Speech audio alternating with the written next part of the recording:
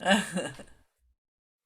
to the podcast, Leah Garza. Thank you for having me. Yay. I'm so glad you're here. I feel like everyone in my life has heard me talk about ontology since you explained Oh, studies to me. I'm like, oh my God, tell me everything. What is ontology? yeah. This is such a jump, like right out the gate. Here we Right up go. the gate. Yeah. Um, Ontology is from the world of philosophy. It's the study of existence or the study of being, and you know, it is. I don't know. I learned it in the context of academic research, so it to me it's always paired alongside epistemology, which is the study of knowledge, and axiology, which has to do with the world of values, what values we hold, and methodology, which is the way that we, the lens through which we gather knowledge. And yeah, an ontology for me is like that bigger container that holds all of it. So yeah, that's it in a nutshell. I mean, very small nutshell. People have written, tons of books throughout time on this. But yeah, that's the basic. I mean, I want to unpack this. I want this to be Okay. like not just a nutshell. I want this to be a whole Costco bag of nuts. Okay. And maybe perhaps before there was Costco, perhaps just a giant harvest of nuts. Okay. Tell me, okay, so ontology, I feel like answers like people's biggest basic questions, right? Like why are we Yeah. here and like what's the container? Um, Yeah. but I you don't know. well, okay, so get more into it and talk about your studies in ontology too. Okay. That's So, right. So I am and I'm a graduate student right now, and I am studying community liberation, indigenous, and eco psychology. And ontology, was presented to us as this concept, and it just felt like the missing piece in the work that I do with clients and my healing practice, and the client work, the community work I do. That we're constantly, we live, I'm in LA, we're in the United States. We live in what is called a fixed modernist ontology. We live in a colonial ontology. So what that means is that we live in a reality that is bound by rules, structures, um, parameters that are derived from the world of modernism, from the age of modernism, from, the age of modernism, which it comes from like the 14 to like the 1600s, when in Western Europe, science was on the rise. You know, the studying space and astronomy was happening. Philosophy was blossoming again.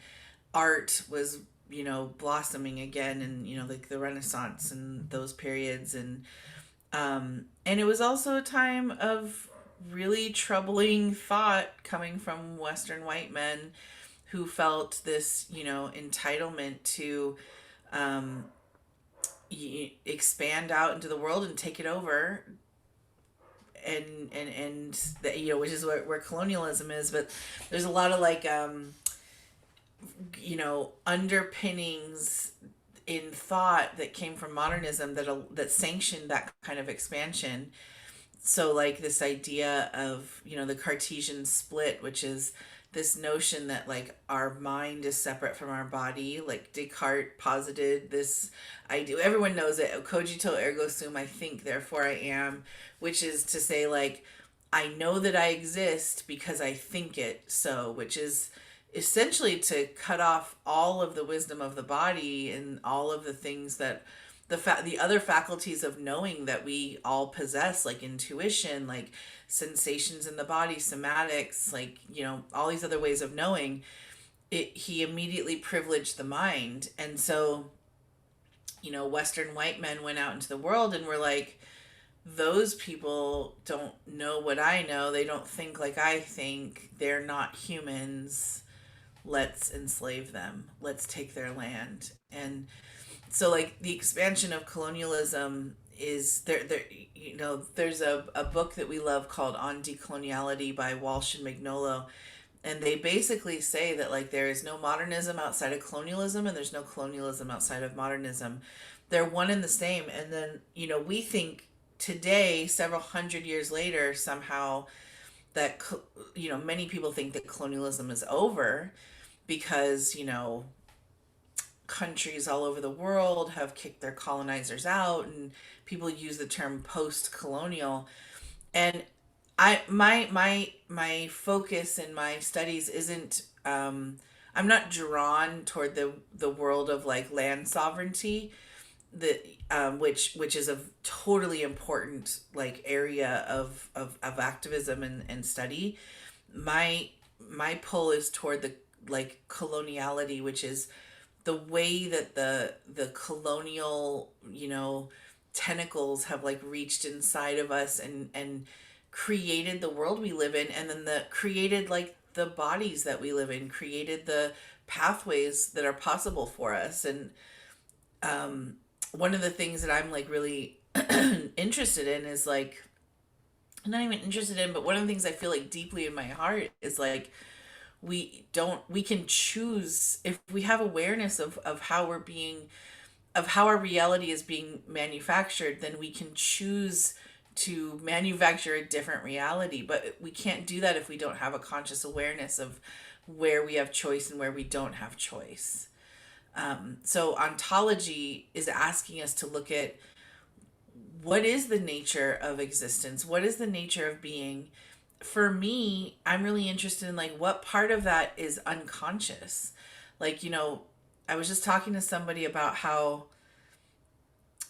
like everyone is anti-capitalist now. They claim to be anti-capitalist, but they don't understand the ways in which abstract capitalism is controlling all these other areas of their lives. So you can make your relationship to money as anti-capitalist as you want. You can go, I'm putting quotes around all these things, like go live off the grid, go grow your own food. You can try to divest as much as you want from the money system, but there are all of these other ways that our reality is constructed around abstract capitalism. Like we teach kids early on to like, accumulate good grades and accumulate friends, and we want to accumulate memories and accumulate likes on Instagram or whatever. Like all of the, everywhere that we see accumulation is coming from our tendency to hoard, which comes from the ontology of extraction, which is to say that we fundamentally think in the global north that like resources are finite. We have to get them as much, we have to take them and deplete them and keep them and hoard them. So capitalism isn't going to just crumble because you go live on a commune and grow your own food. Like we have to divest from all of the ways that accumulation and hoarding and extraction have kind of like spread into like non money areas of our lives. Yeah. Wow. Okay. Yeah, full agree. There was so much of my life, like I look back before I realized, right? Dot, dot, dot, right? Like there's so many realizations. We're recording this on National Coming Out Day, which is just so fascinating to me because like coming out as queer isn't the end, right? Like I feel like I've had to come out a million times, like constantly revealing who I really am. And that's changing, right? As I grow and change. Yeah. Wow. And I think about that too, because I live in this beautiful neighborhood that's like an intentional community, but the Amazon trucks are rolling by multiple times a day. Like these women are not benefiting from capitalism. Yeah. And I always think about, like I lived in San Francisco for a long time, and I moved there for the first time in the year in 1999, and it was right around the time of the first .com boom, which is that feels so old to say that. But I remember I would go to parties and like go places, and there immediately you can identify who the Burning Man people are. You can still do that. Yeah, I know you can still do that, but it's like, it's different now. Burning Man, like at the time I thought I was annoyed by Burning Man, but now that I know that you have to like buy tickets and it's like a whole it's a whole festival vibes thing now. I like miss the way I was annoyed with it previously. And I remember like one of my main complaints, because I always worked like in education and social services, and I always worked in like, um, low income communities of color. That's like the communities that my family came from. And I would just be like, y'all you can think that you can escape these problems and go make your little dioramas in the desert, but you can't. Like, it's just a recreation of a colonial desire to go out and make a new thing and take the land, and like, which I have a lot of friends that are burners, so I don't want to like say anything. But like in theory, this idea of like, if only there were this pure place where we could like start anew and create the civilization we want to have, and like, we have control over it, and there aren't going to be issues like poverty, and there aren't going to be issues like, whatever the issues are that like 1980s tech dudes had with society. But like if you say if you want to see it, capitalism tumble, we have to like be in love with the people that we wish we could escape, or the situations we wish we could escape, so much so that we offer care and resolution to the things that are harming them. And that's not what I think a lot of people think anti-capitalism is. I think people get really into sort of meme shortening things. It's like how cancel culture works, right? Like, Yeah. somebody does something problematic, it gets shortened to its most reductive and most inflammatory statement of an is statement, right? This person is problematic or whatever. Yeah. It's your worst thing. And then that's the Yeah. firestorm that goes, and it's impossible to stop. Yeah. Totally. And it's funny you mentioned cancel culture, because that's another abstract expression of carcerality. And so like we live in a carceral ontology, and the fixed modernist ontology is very carceral, meaning that there are structures of policing and control everywhere. And it's like the very same people who claim to want to abolish the prison system and police systems are also the ones who I've observed engaged in very violent cancel culture. And it's like those are tentacles of the same beast. And to me, it's like, I know it sounds like I'm judging what people should and shouldn't do. And I want to back up and say, like, I can't do that. I can't judge what people should and shouldn't do.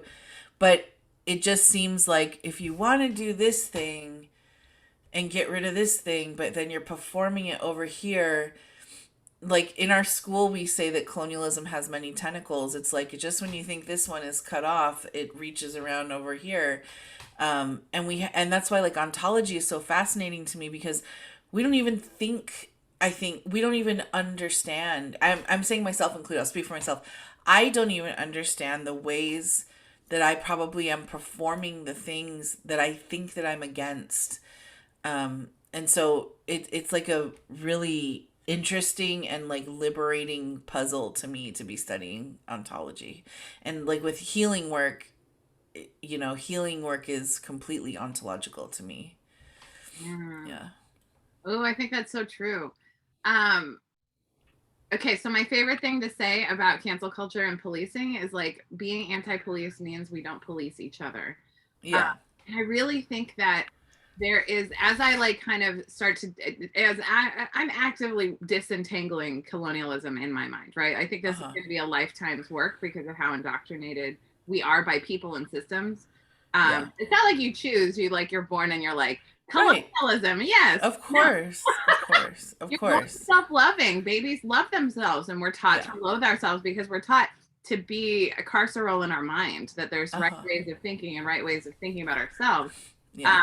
And I keep thinking about how the police, especially for white people, and that's the experience I can speak from, like it's a conflict avoidance. It's like I call the police and then my work here is done and the police handle it. rather than like actually, you know, approaching with love and care situations that probably need love and care and don't need Yeah. violence and control. Yeah. It's so hard though because so like what you're talking about to me is directly relate is like just pawning off a problem on the police and not having to deal with it directly is exactly a residue of the modernist notion of individuality that like I think therefore I am, I'm an individual, I'm the subject, everything else is the object. There's a distance between me and everything. I am separate from nature. Everything else is nature. If it is nature, I don't have to relate to it with empathy. I don't have to feel connection to it. I don't need to be in relationship to it. And so it's really easy. And this is like, you know, people, there's whole journals and there's whole institutes on othering and belonging. And so, like, it really, you know, like this is a way that our ontology is, and this is like where my dissertation work is going. It's founded on this notion that we're individuals, which capitalism is founded on individuality. Like, I can be the best. I can do this thing. I can get the most. I can, you know, win. I whatever. Um, and so like what you're talking about in my wonderings is like, can what does it take for us to shift into a relational ontology where we truly and think of the person that you hate the most in this world, and you understand that you exist in terms of relationship to that person. So like there is something not different between me and Donald Trump. But as much as I want to like make him other, make him like worse, make him, you know, I want to like know that I'm somehow better. I'm like perpetuating the same like ontological like tenets that created him as the monster that he is. It's so complicated, complex. And you had explained to me that indigenous ontology is like I am in relationship to you, right? Like that patriarchal ontology organizes around a patriarch, and then indigenous ontology organizes around relationship. Yeah, well, we would call that relational ontology. And a lot of, you know, I would say, I mean, I don't know, I'm not an expert on indigenous peoples or any indigenous ontology, but I would say that indigenous peoples, for the most part, live in relationship with each other and the planet, with the human and the more than human, in ways that we have a really hard time understanding in the colonial world. And I think I don't know, did we talk about Mauna Kea last time? No. So you know, Mauna Kea is this land in Hawaii that was being contested by scientists who wanted to put a telescope there, and the indigenous Hawaiian people were like, "This is a sacred site. You can't just put a science center up there. Like you can't. It's not available for that. It's." And the scientists and the, you know, I don't know if it was NASA or if it was a private, I don't know. They're like, no, no, no, we can do this. That doesn't make sense. You know, like basically there was an ontological like conflict going on between this is not actually just an empty piece of land. This is a sacred site for us. And then the scientists being like, no, there's nothing there. We want to use it to do science. And the same thing happened with like the Mount Rushmore, what we call Mount Rushmore, which I don't remember the indigenous name for it. I think it's like the seven grandmothers or something, or but like the Sioux were like, you know, the U.S. was like, we took it, we carved it, we want this land, and the Sioux were like, it's not for sale. It's not you. You've desecrated this sacred space, and the U.S. were like, no, no, we'll buy it from you. It's fine. And like, you can't buy something sacred. You can't buy, like, it's incommensurable. It's like it's not even available to be sold. But we in the modernist colonial ontology, we don't understand that. We believe everything can be purchased, including land. We think land can be bought, and so the U.S. put like some money in an account, um, and we're like, just get the money when you want. And they were like, no. And it has accumulated so much interest that it's like $700 million or something is now in this account. Something really nuts.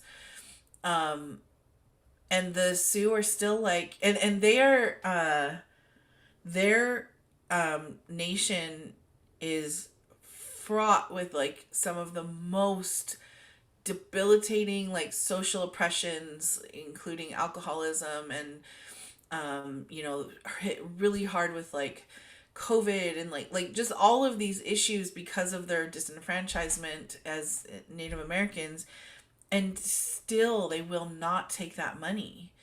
And it's like these are ontological splits. They're two different worlds that are coming up against each other that don't speak the same language.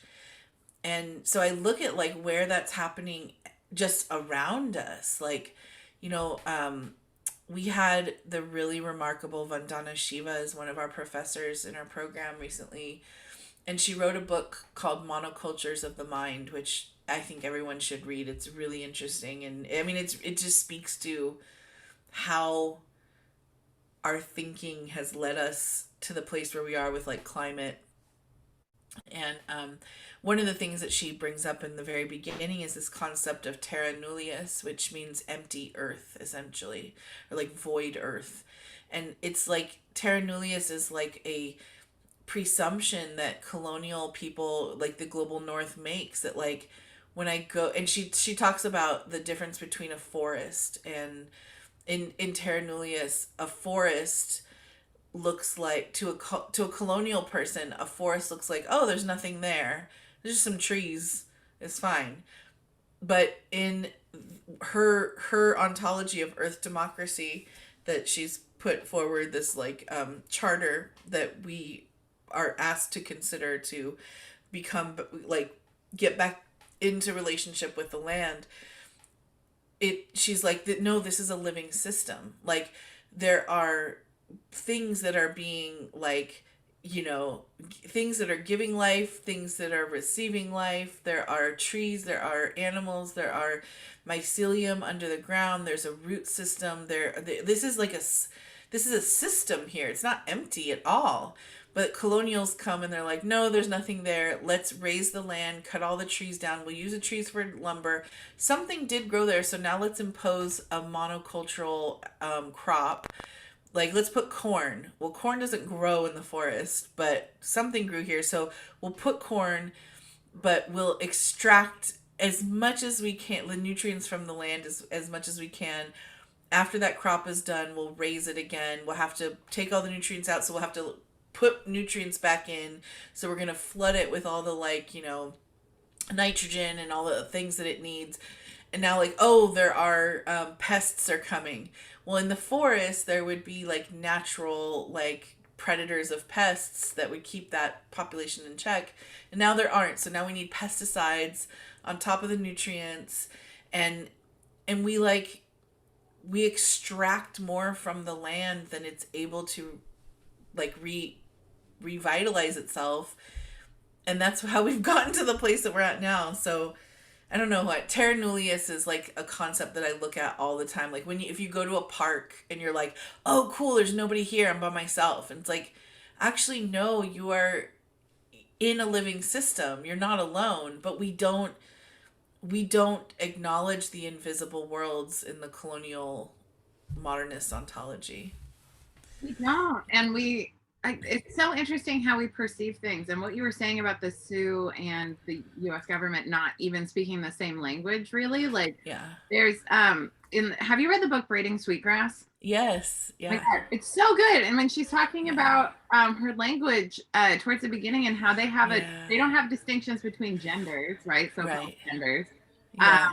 They have distinctions between living and non-living, and it's really the distinction between like living and man-made, because everything has a spirit and a that you can make. Yeah, that book is amazing. Robin Wall Kimmerer is so amazing and brilliant. There's a chapter in that book where she talks about the three sisters. I think it's corn, beans, and squash, and how they grow like in relationship with each other. Like that's why they are able to thrive together. And that's exactly like what monoculture of the mind doesn't understand, and therefore will totally destroy one of those like crops because, or one of those like plants, because it doesn't understand that. But yeah, the so like if we look at what you're talking about, like kind of in a, there's no neutral, but like kind of neutrally, and we're like, oh wow, the way that this group of people, this ontology identifies identity is very different from how we do it. How could we do it in a way that isn't gonna hurt us? Like it really hurts us to impose any binaries, especially, we clearly can see that around gender, but like any binaries anywhere where like you have a fixed choice to make between this or that and there's no gray area. That's really hurts to be boxed in like that. So I love the idea of like getting to have awareness of where our ontology could be different. What can we do? But like I would say that like the idea of binaries wasn't really like when I was a kid in the 80s, we didn't talk about that. That wasn't on anyone's radar that like there's there's no outside of the binary. It's that's not we took it as a given. And so just, like the way gender is breaking now is like such a beautiful process in like people really claiming like their empowerment of like, I won't be pushed into these two things because for one, I don't fit, and for two, it's painful and it's harmful to force myself into that. And I think if everyone were given the chance, every single person, the most cis-het person in the world would say, I truly don't check all the boxes of cisgenderness or hetero-ness. Like, yeah, everyone's in the gray area. Yeah. The more time I spend in mostly straight communities, the more I realize everyone's a little bit gay. Like there's, Yeah. especially when you're like the out loud gay person in the room, or queer person, which is how I really Yeah. identify. But like then people will come to you and like secretly be like, well, I'm married to a man, but right, like it's Yeah. And I think like when we notice that, then we're like, oh, actually straightness is the anomaly. Like straightness is the pathology. Like this rigidity, which is not to say that, a person can live their life only in hetero relationships, but it's like I was just talking to my friend about this, how like straightness isn't has very little to do actually with our actual personal choices because it's the container, it's the culture. Like you could be such a normative gay person and basically live a very straight life yeah. because the container is set up for you to do that. So yeah, thinking about those kinds of identities in terms of bigger systems instead of just like our personal choice. And we want to think of identity as our personal choice because we are those individuals, those cogito ergo sum people that think we're choosing or not choosing, but like this is who I am and this is how I live it. But really like we're pushed into boxes. Yeah. Yeah. Let's talk about normal and why that's a problematic term. I learned that from you years ago, Okay. and it echoes through my mind till today. Yeah. Did you go to when I did Decolonize Your Intuition? Did you see that? I think it must have been that. It was like 20. I remember very distinctly. I think it was in my kitchen. It might have been a podcast. I was listening to it and I was like in my kitchen. It's one of those things where you like hear it and it changes your whole life Oh, from there forward. that's cool. Yeah, I when I started this work before I was in like in graduate school or anything, I was a classroom teacher and I had um I was the only female identified femme person on the staff, and I had I worked with 18 to 24-year-olds. Our school was in Watts, and then it moved to Compton, and I had a great student body. It was very small, like 150 students, and 30% were female identified or femme or queer. And we would do like gender groups. And so I basically took everyone that wasn't a cis het male person into, and in this, for as problematic as it was also so needed because there was nothing like it for our school or for these students. um uh and so we started talking about like our experiences with like sexual assault and rape, and I discovered that 100% of my students had been molested or raped over the course of their lives. And we started looking at like how does this happen, like systemically, like what's going on. And it felt very, very powerless, like as a teacher, to know that these things are happening, and there's just nothing that I personally can do about it. I can work with them, I can be loving toward them, I can help them succeed in school, but like my role really was, it ended there. And so our school ended up closing, and I I started thinking about like what would I do if I could go back and teach anything to my students. And I started thinking, and I was having kind of like my spiritual awakening and stuff at that time. And I was like, I would want to like bolster their intuition. Like maybe I can't help, maybe we can't stop the system of really violent masculinity happening, but there were definitely so many times when my students described situations where they ignored their own intuition in order to be in a situation that they thought would bring them love but ended up bringing them violence, like sexual violence. And so we like I started thinking about like who teaches us this, and realizing that it really comes down to our investment in our social structures, which are colonial structures, and how we're taught from such an early age. Even the way we're taught to define gender is around a narrative of like fitting in and normalcy. It's around this, the colonial tentacles that reach in and teach us like how we need to be, who we need to be. And we call that like, the American dream, or we call that like just like.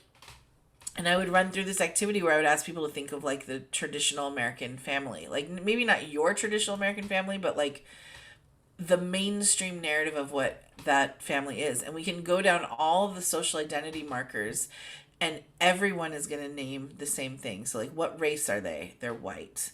What are their genders? They're cis, they're married, they're monogamous, they're heterosexual. They have children? Yes, they have children. Do they have mental health issues? They don't, but if they do, they're going to be acceptable ones like depression and anxiety. They're not going to be the more severe things, like schizophrenia. Or do they have education? Yes, they went to college. Do they rent or do they own? They own. Like all, we can go down the list of all the things, and this like narrative of what is normal is created, and nobody checks all the boxes. Like nobody does, like nobody, but we all are in some way striving to feel that, even in the ways that we shun it, even in the ways that we're like, no, forget that. There are still places that we want to belong, and the way that we're told to do that is by not being an outlier, by being a part of the norm in some way or another. Like I grew up in a DIY punk community, and when I look back, I was like, yeah, we were really, really doing stuff that like my dad thought was vulgar, but we were also very normalized into like this other aesthetic. Then all of us dressed the same, we all listened to the same music, we all had the same opinions. And so there was maybe the needle on normal was, they slid it over, but it's still an attempt to fit into this normal and be a part of this narrative. So yeah, normal is a very violent concept that really it governs our behaviors. It makes us police each other, and ultimately someone is making money off of our insecurity around not being normal. And so if we look at like beauty standards, Western, like I always talk about like the shaving industry and how like billions of dollars are made off of the narrative that the body hair that grows naturally out of your body should be shaved away if you're a woman, a femme, a fat person, a dark skinned person, indigenous person, if you're queer, if you have any other identity or mark of difference that makes you vulnerable and you have body hair, you are ever more outside of the normal container. And you're, depending on who you are, you're at risk for violence or losing your life, depending on how far outside of normal you are. So for some people, it's like, and I think like this is like where like the divergence between like body positivity movement and fat liberation movement happens too. Like, first everyone feels terrible, and they're not everyone, but like, the narrative is that your body will never be good enough if it is fat or in proximity to fatness, so much so that we will change the narrative. You can look in the mirror and you will have such a distorted view of what your body actually looks like because you're aligned with the narrative instead of what is literally in front of you. And depending on how far outside of a thin body you are, you're not just experiencing maybe, a really hard experience with self-love, but you're also experiencing like systemic violence and like, not getting health care and being turned down for jobs, like just all kinds of stuff. Yeah. It's I thank you for sharing all of that. Like I think there is this idea that we want to normalize things, and I really like to change that language to destigmatize, because Yeah. really what we're fighting is stigma. I Yeah. don't want to be normal. Fuck normal. Right. Normal is Yeah. fun. Like I would Yeah. rather be chasing my dreams and like and doing what I need to do to survive in a really violent world. Like I like people like to say normalize going to therapy, like going to the gym. Destigmatize going to therapy. Congratulate Yeah. people for going to Yeah. therapy. It's such a brave choice. Yeah. Also make going to the gym a safe experience. Also that too. Yeah. Yeah, no, I definitely hear that, and I understand that we feel like belonging when we have agreement on shared experiences, but when that's paired with our tendency and our, the ontology of policing that we live in, this carceral ontology, like I just like, I don't know if you ever like go back and watch the old Twilight Zone episodes, but we love the Twilight Zone in my house, and there are episodes that are like, so I mean the show is like it from the 60s, but like they're so astute about society even today. Like there's one that's coming to mind about this alleged extraterrestrial landed in this community, but he looks like a person, and so this neighborhood of people are trying to figure out who it is so they can get rid of him, and they're all turning on each other like, it's you, it's been you the whole time, no, it's him. And so like the mob mentality like kicks in, and we see that all the, I mean, that's how we live. I remember like when COVID first happened in LA, Mayor Garcetti, it wasn't first, it was like maybe a couple months in, Mayor Garcetti put like ads out or commercials on the radio like, if you see people running their business during this time when they should be shut down, here's the number to call. And it was like, bro, there are people who are like, like I within the first like 7 or 8 months of COVID, like 8 million people slid from middle class into poverty. Like people, so like the tactic for dealing with people who are losing their stability, losing their safety, is to now snitch and like police. And that's so where we go. That's like we jump there so quickly. Yeah. Uh, it's interesting because my mom and I had a my mom and I are very different in so many ways, and she taught me a lot about like diversity and inclusion. I'm really grateful that was part of my values growing up. But it's interesting because there was I was awoken, or not awoken, I was awake, but it was like 9 a.m. I was like in my chill, and some man starts hollering at my house, and I live in an RV. Like these are not walls, right? So I'm hearing a man yelling at me, Yeah. and I go out and it's a cop, and like he was like, right, like I'm like my little peaceful rural place in the middle of Yeah. nowhere, in a gated community, like we have a Yeah. gate, right? So some cop is in here yelling at me. And so I go outside, and then he's like, is this lot 5? And I said no, and I pointed, and then I regretted it immediately because I'm like, I don't help cops, right? Yeah. And it's funny because my mom was like, why wouldn't you? And I said, because cops murder people. They murder black Yeah. people specifically, and I don't want to be in a chain of events Yeah. that arrives at them. There's one black woman who lives here sometimes, Yeah. right? Like I don't want to Yeah. murder her. And so like it was one of those moments where like she was like, that's prejudice, not all cops murder people. And I'm like, yeah, but some do. And just like not everyone's going to give me COVID, I'm still going to wear a mask, and I'm still not going to allow my lungs to be part of COVID. So like Right. it's like I'm and the cops have so many ways to compel me to help them if they really need my help. I don't For need sure. that. Yeah. And so anyway, it's just thinking about these Yeah. ways like we Yeah. can take ourselves out of the policing of everyone, Yeah. mind our Yeah. business, and support Yeah. people.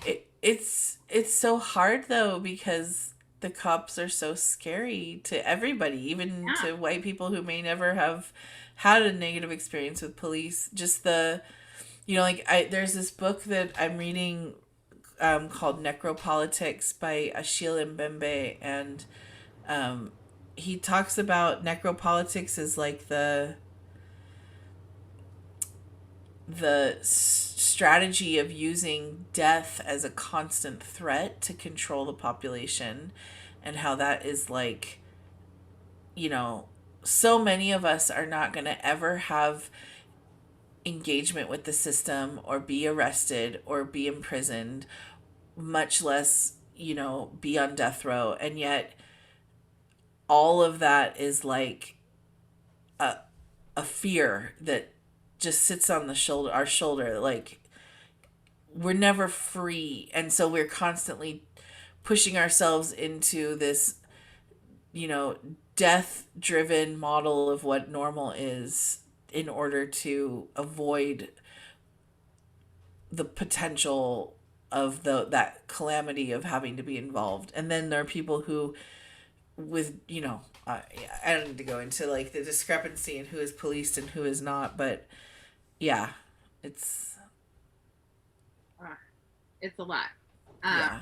That's a really reductive way of saying that. It's a lot. I want to talk to you about the Akashic Records because clearly Yeah. you're an expert, and not everyone knows what they are. What are they, and how do you heal with them? How did you get involved with the Akashic Yeah. Records? Well, let's first not call me an expert because I'm not that. But I have been doing it for You like know a lot. 6 years. I've been doing this practice for 6 years, so I am practiced at it.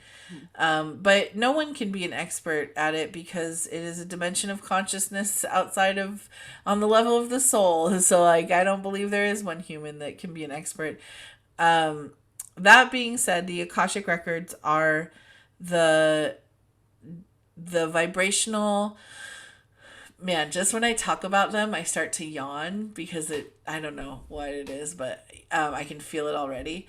I yawn so much when I'm actually in the records. But the vibrational archive of the soul from its journey. So everything that has consciousness has a soul, and every soul has an archive. Well, okay. I'm changing my opinion on what they are, but traditionally what you would say is that every soul has like a record, an imprint of a record of all of its iterations, all the lifetimes it has experienced, all the wisdom that it possesses exists in this dimension of consciousness. And as a practitioner, we can open our records and we can go in, and for me,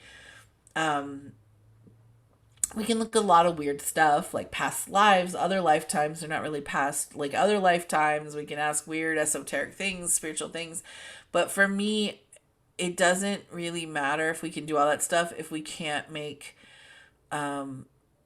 gains and transformation in the life we're living today. So for me, the readings I do with people are really designed to go in and see, like, where does this block that you're having come from? What do you need to know about yourself, about this experience to move through this? How can you transform your perspective on this so that it's not trapping you or imprisoning you?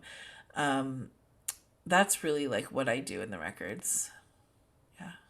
Do you believe that we're quantum souls, meaning that like it's not just like there's only ever been one Bevin through all these lifetimes? It's like an amalgamation of souls with different lifetimes of info that come together and reveal to the world when they.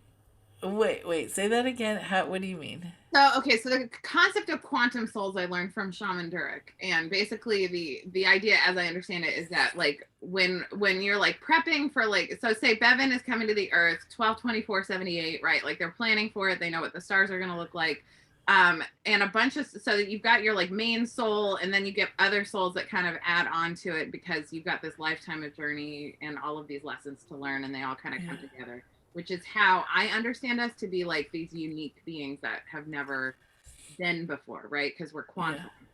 Yeah. Is that like, because you go on the record, so I'm just curious if like. Yeah. Everybody just be throwing around the word quantum now. No shade, Shaman Durek.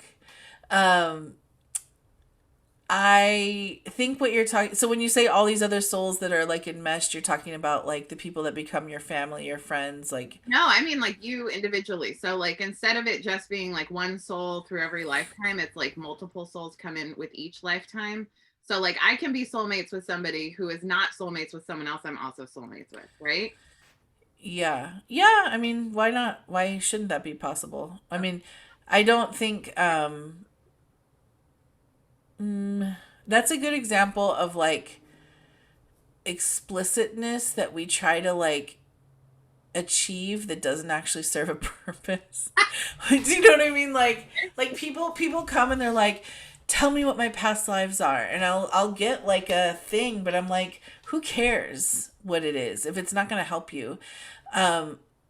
What I know from the records is that there is no linear time outside of the earth plane. As we get nearer and nearer to the earth plane, time becomes linear in a way that we perceive it as linear because of the way that like the earth moves and the sun appears to have like a path, and like our days are framed around the path of the sun. The path of the sun creates the year. We have like, you can mark the trajectory of the sun into a figure eight shape called the analemma, which shows, oh yeah, the sun over the course of the year, where the axis of the earth is like tilting back and forth, we can see the sun starts high in the sky, high in the sky, high in the sky, low, low, low, low, low, comes back around, high, high, high, low, low, low, and that's what it does throughout time. And so we perceive, because as cogito ergo sum beings, I think therefore I am, I think that that's a line. I think time is linear. I think so. Linear time is colonial time. Other ontologies perceive cyclical ways of understanding time, that time is actually relationship to us. Time is the passage of things coming and going in and out of our lives, death and birth, stories coming in, stories coming out, being visited by beings again at different times. Like, we're in relationship. Time is a relationship. So what you're describing, the quantum souls, to me, I'm hearing that come from a colonial modernist ontology. So it depends on like what ontology, what world do you live in? The records describe the soul as like a string cheese or like a fiber optic cable, that like there are multiple strands happening at the same time that are bound up with each other, but the experience that one has in one moment is like feels finite to the lifetime that you're having. So when people come and they ask about past lives, and we're like, okay, let's throw out past. Let's first call that concurrent. Your soulmate is you. It's a lifetime of you. Like, if you want to believe in soulmates, you don't even have to believe in that. But like, let's say you believe in like a mate of your soul, someone that is derived from that same fiber optic cable. That is you. Like you are. So like what I understand in when using the word quantum about that is that like a quantum particle has the ability to exist in multiple places at once because distance is actually the illusion. It's actually everything happening in one single place, but the quantum reality allows us to perceive it happening in multiple places at once. So the perception of you being Bevin, but your soulmate being in a separate body, comes back to that ontology of separateness, of individuality, that I'm separate from you, that we're in different bodies, therefore we must be individuals. So I can see like how we might describe it that way, but it's just a description coming from an ontology. Like it's all the same thing being like spoken of in different ways and perceived in different ways, I think. Totally. I mean, thank you for that. That actually helped me. I love that. I love that, like, it's rooting out more of that colonialist. And that's like where we can't, ontology is like so, it's literally the air that we breathe. So it's like hard to identify that we breathing air. Like if you ask somebody like, what does it feel like to be living in gravity? You'd be like, I don't even freaking know because I've never been outside of gravity. Like, yeah, we've been in the water and we can feel like buoyancy and stuff, but like, we don't know. So like, how can we even describe it? But like, that's why like putting our attention and our, yeah, our attention at where are the ontological cuts, then we can start to see like, oh, I don't have to actually believe that. Or yeah. Yeah. I know. I love that. And here's something that has really freed me up, but has challenged me at the same time, is this idea that I don't need to understand everything. Like Yeah. when you release the need to understand everything, especially in times like this where everything is all flexed up, like Yeah. it's the releasing the need to understand things. There's a lot of peace in that because I don't need to figure everything out in order to have a pleasant day. Totally. In order to like resurrect things from like, because things are hard for me in specific ways that I get to grow through, right? But I can release the need to have to understand everything. Totally. But I'm also like a hungry hippo who loves to learn. And so I love to figuring stuff out, and I love to like, do that kind of stuff. Okay, so the Akashic Records, if someone wants an Akashic Record like reading or healing, like what is offered in that sort of a reading? Yeah, so you book me for a reading and then I open your records with a prayer. And then I ask people to come with questions. It's unlike, tarot or oracle card readings where you can like let the cards tell the story. People will be like, I don't know, what do they have to say to me? And it's just like crickets, man. Like not like you have like the person that I originally learned the records from, Linda Howe, she says energy moves on the formed word. And so like the flood of the energetic imprint of information comes flooding through as you describe your situation, which in very purist colonial ontologies, people claim that that's fishing, or like they want some purity in the psychic they're going to. I'm not psychic, by the way, but but so like if I hear someone describe their story, it like unlocks, I don't know, for me it just like unlocks an ability to see exactly how they feel about a situation and be able to give them truly what it is like I can see like an x-ray machine like what their unmet needs are, and then we can describe how to meet those needs with the guidance of the records. And then that's like how we move through things. It really comes down to unmet needs. I love that. Yeah. How did you get into reading the Akashic Records and becoming a healer? Yeah, I was not this ever. I was a teacher. I was like a very practical person. I don't know, very, yeah. And when my school closed in 2015, I just started dabbling in like fun classes that I thought I'll just do this until I get another job.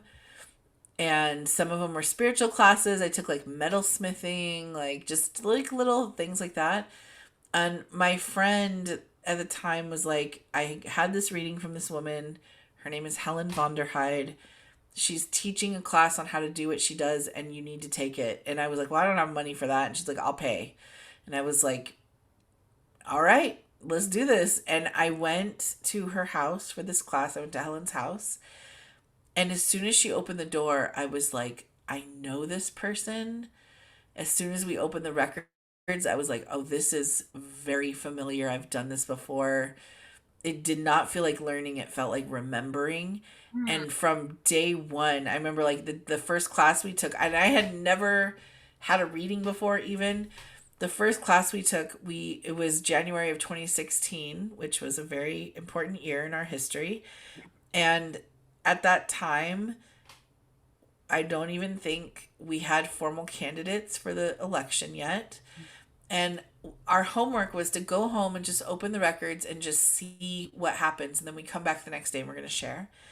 And I we come back the next day and everyone's going around and it's all these like white yoga ladies, West LA ladies, like, like, oh, they said I need to love myself and forgive myself and forgive my mother. And it gets to my turn and they're like, they said that Trump's winning the election and it's going to be the last election we have in the United States. And everyone was like, why would you say that? Why would you bring that violence in here? Like, people just were like, and I was like, I don't know. That's just what I got. I don't know. I don't know what it's supposed to be like. And from that moment on, I was just like, the feeling in January of 16 about Trump was like, that feels like a full body yes. I feel with a kind of certainty that I don't think I've really known before. This will happen. Like, I predict that this will happen and I feel like it will happen. And they continued to kind of navigate and guide me through the political journey of that year. And even like I remember opening the records about the Kavanaugh hearing and like, will he be confirmed? And they were like, yes, before Bernie Sanders dropped out from the 2020 election, like they gave me a whole thing on like why he would be dropping out, like why he's not going to make it before he even announced it. So I'm not saying that like, like we always want to hear like, oh, political, like psychic accuracy is a way to vet whether someone's good or not. And I don't believe in that anymore at all. If you're worried about psychic facts, then your problem is probably anxiety about the future, not actually what's going to happen to you. But for me as a skeptic, that was a way for me to affirm that I can trust this process. And then I just really like sank into it and became very, very obedient to the records. And I would say in the last 6 years, I open my records almost daily. They've guided me through my career change. They've guided me through, I mean, they've guided me through business decisions, through personal decisions, and I have only ever benefited from listening to their guidance because they are it's a dimension. It is truly a dimension of unconditional love.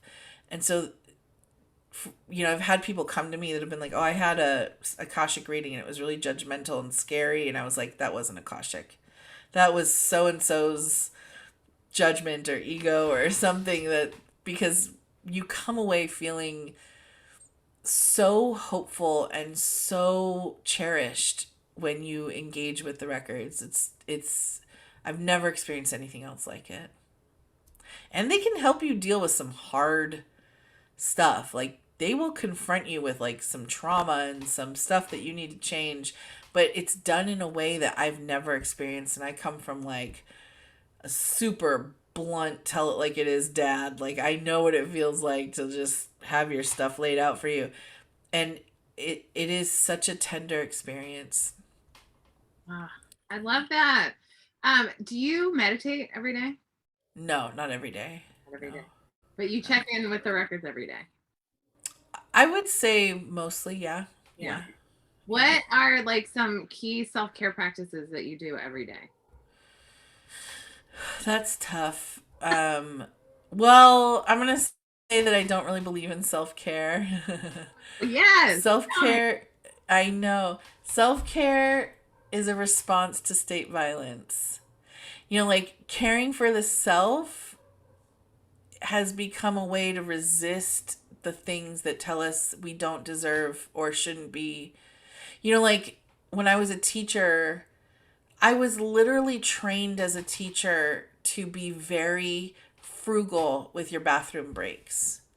So basically, I had teacher trainers, like professors, who would commiserate on the UTIs that they got from not going to the bathroom when they needed to. To me, that kind of systemic toxicity, which makes, oh, going to the bathroom self-care, like that's bullshit. That is utter disgusting bullshit to me.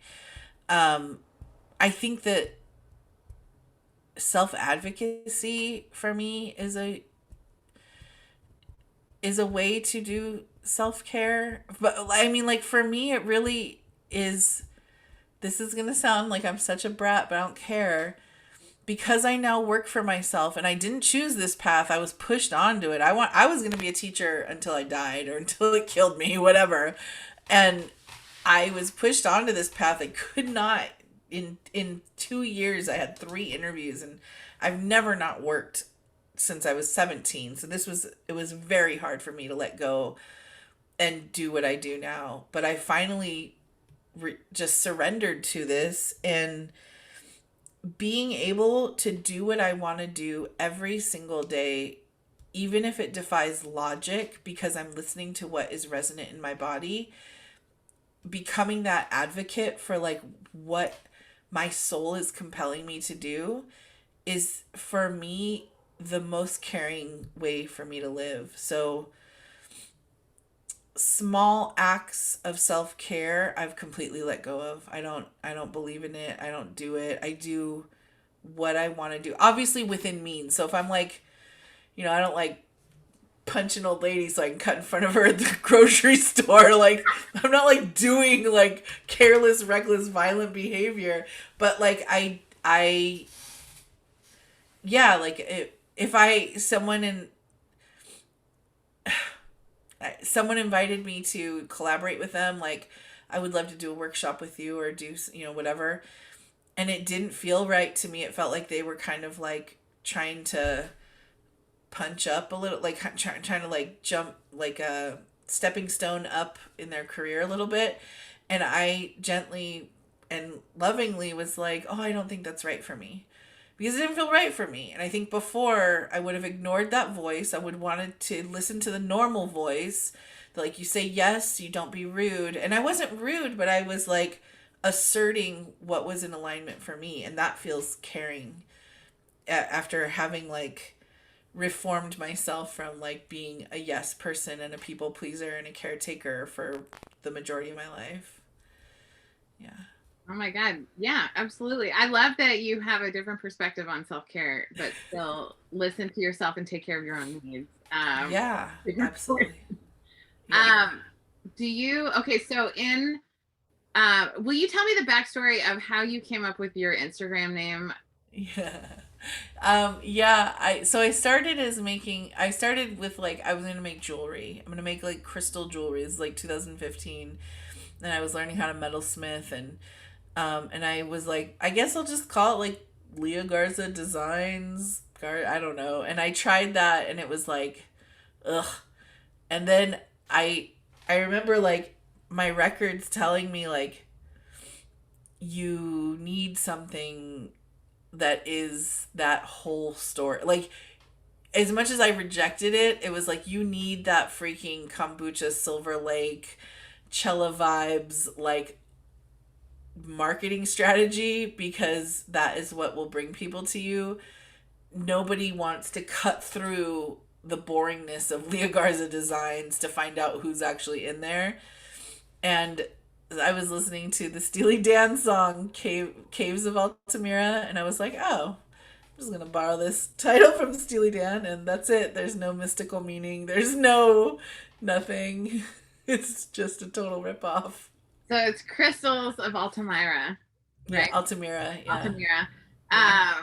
I always pronounce it wrong in my head, but It's okay. Crystals of Altamira. Okay, what are the other ways that people can find you in the world? Yeah. Yeah, Instagram is probably the best. You can go, I work with a shop in LA. That's where I do all of my services and readings. So that's mostly angelsla.com. That's how you can book me.